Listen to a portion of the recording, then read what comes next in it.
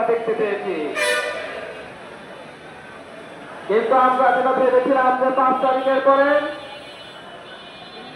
এই Indian government আমাদের শিক্ষা নিয়ে সবচেয়ে বেশি কাজ করবে বলে আমরা আশা করছিলাম। কিন্তু আমরা কি দেখতে পেলাম, 5 তারিখের পরে সেই শিক্ষা যে সেক্টরটা আছে এই সেক্টরটা আবারও একটা অবহেলিত সেক্টর হিসেবে সবসময় আছে।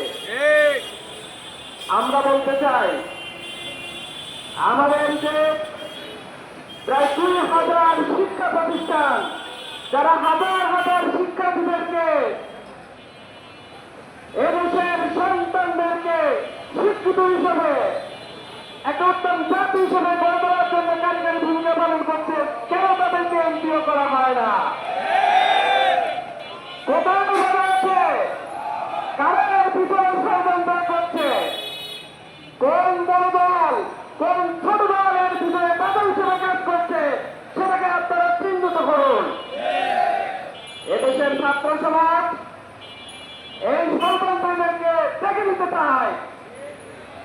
বাংলাদেশ ইসলামী ছাত্র শিবির এদেশের ছাত্র সমাজকে নিয়ে তারা এই শিক্ষা ব্যবস্থাকে তারাই ষড়যন্ত্র করতে চায়, এটাকে নিয়ে তাদেরকে দেখে নিতে চায় কারা এর পিছনে লাগাচ্ছে আছে।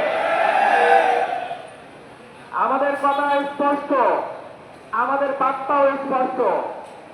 এই 2000 প্রতিষ্ঠানকে এমপিও মুক্ত করতে হবে। কোন ধরনের টাল বাহানা আমরা দেখতে চাই না।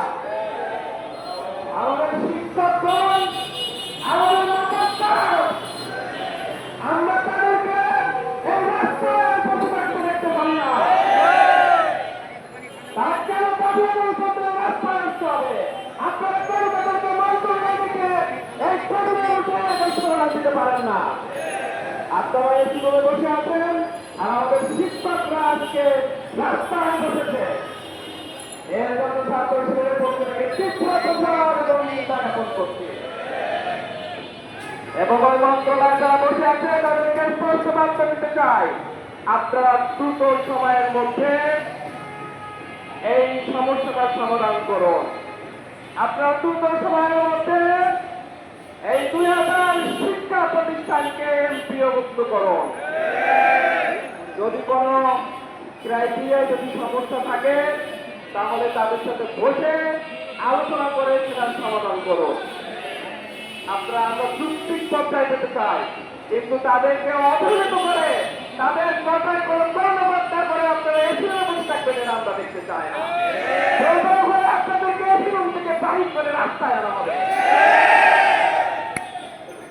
সেজন্য আমরা বলতে চাই, আপনারা সময় থাকতে এর সমাধানটা করে চলুন।